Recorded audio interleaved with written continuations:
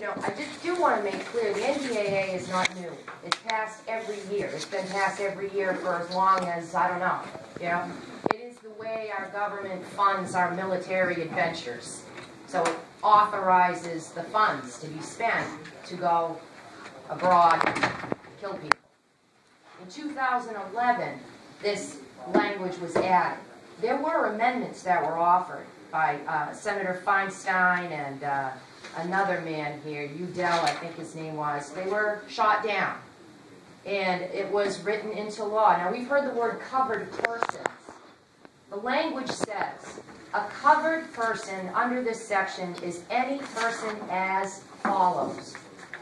And then it says, it talks about those that actually aided the September 11 attacks. And then number 2, a person who is part of or substantially supported Al-Qaeda, the Taliban, or associated forces that are engaged in hostilities against the United States or its coalition partners, including any person who has committed a belligerent act, which is undefined.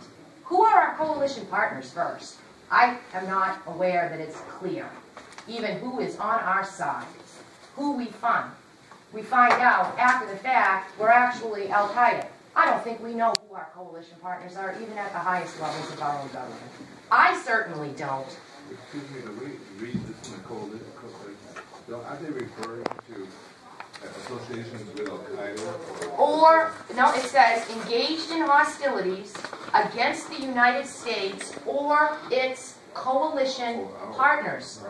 So I could be accused of doing a belligerent act, which is not defined, by substantially aiding somebody that was doing something naughty against somebody that's supposedly in coalition with my government.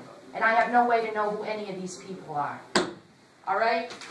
Let me go on here. Belligerent act is not defined. Associated forces are not defined.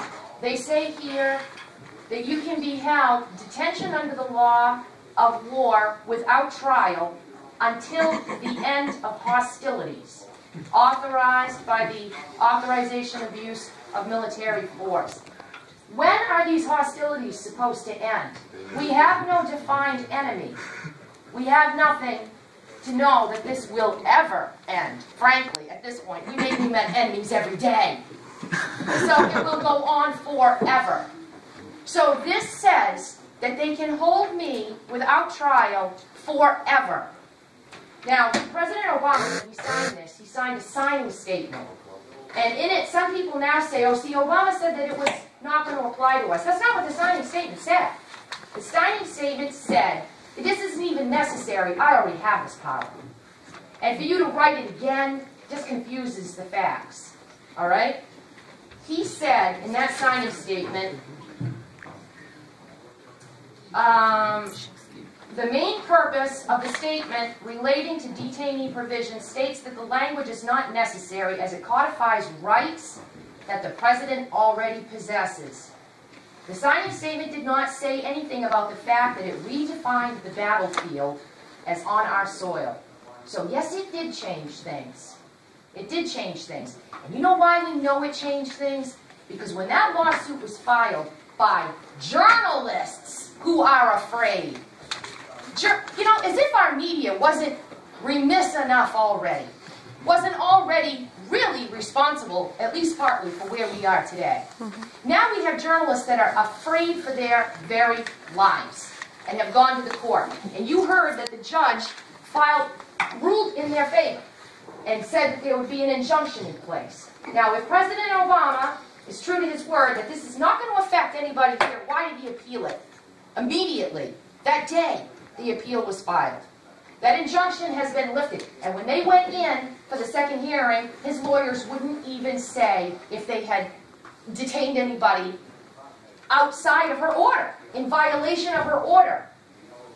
The President of the United States' lawyer would not answer if they had defied her order. This is why people are afraid. History is replete with representative governments becoming tyrannical. It has happened many, many times, and we don't have to go back very far in our history to find examples of it. Let me see here. Let me see what she says about her lawsuit. Oh, you want new information? Nobody has discussed the white paper that came out. There was a white paper that was leaked by NBC News, leaked white paper. Department of Justice lawyers write down a memo about who you can assassinate when you're the president. I guess we'll be lucky if they don't just take us away in the night. Because now they claim they have the power to just take you out. Don't bother detaining anyone. Just take them out with a drone, okay? This leaked paper says who they can do it to. And listen to what it says. It's 16 pages long, and I have it here for you. I have links to the paper. You can read it for yourself. The 16-page memo, written by Obama's lawyers, introduces a more expansive definition of imminent, masquerading as political ideology. I am tired of being stuck between two parties that allow these type of things to go on because their guy is in charge at the time. It doesn't matter if the president is a Republican or Democrat. It really is worse than reality TV. So your purpose for being here, and I appreciate all you do. I know how much time it takes. I know you're only given $100 and you don't even want you to go skiing. I appreciate it. And please, Representative Baldessaro, do not take umbrage to this. Article 31 of our Constitution says why you're here. It literally says meetings of the legislature for what purpose? What purpose do we even assemble here? Why do we have this body? It says the legislature shall assemble for the redress of public grievances and for making such laws as the public good may require. I have a grievance. We all do. The public good requires this. It is your only reason for being here, as written directly into the Constitution. Thank you for your time. I will...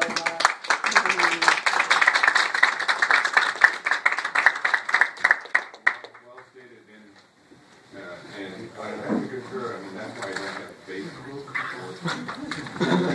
I know, but, you know, we got some people here because Facebook is a good way to help organize people. And why should we be afraid to post things on Facebook? I mean, how is this happening that journalists are going to the court and saying, I'm scared to interview people? How are we ever going to come to an end to these conflicts if we can't even have any information from the people over there?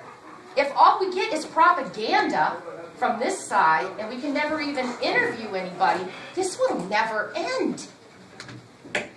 Any questions? I mean, make it quicker. I mean, we Yep. have 7 minutes left, and I was going to no matter what. Okay? Yeah. But do you think I should be scared if something like this, goes by while tyranny? When someone in the executive branch of government says he has the right to kill you without due process?